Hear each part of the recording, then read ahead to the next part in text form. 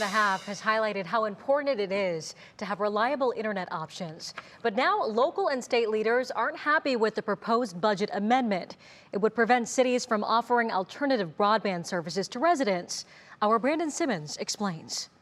For years now, government leaders have complained about the internet service offered by telecom companies in some communities. Well, some of these companies tell us they want to help, and then when it gets down to the nitty-gritty and we get down to specifics, they're not helping.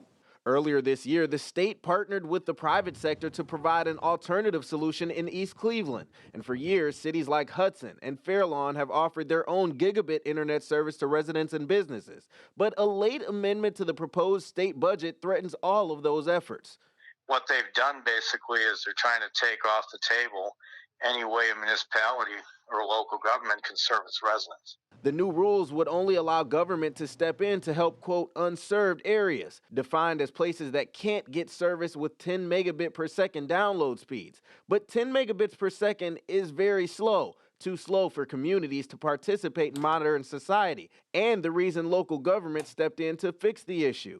That goes back to your 1990s dial-up internet, which nobody wants. You cannot participate in the modern economy, education, or healthcare system without it. Lieutenant Governor John Husted is also pushing back against the proposed changes, saying the reduction in funding and prohibitive laws would prevent the state from helping 1 million rural Ohioans who lack sufficient internet access. The Senate stripped all of that funding out. So essentially, the projects like we did in East Cleveland wouldn't be possible for the future. The proposed amendments are now being debated again by state legislators, with no particular senator taking credit for the amendment causing the most debate.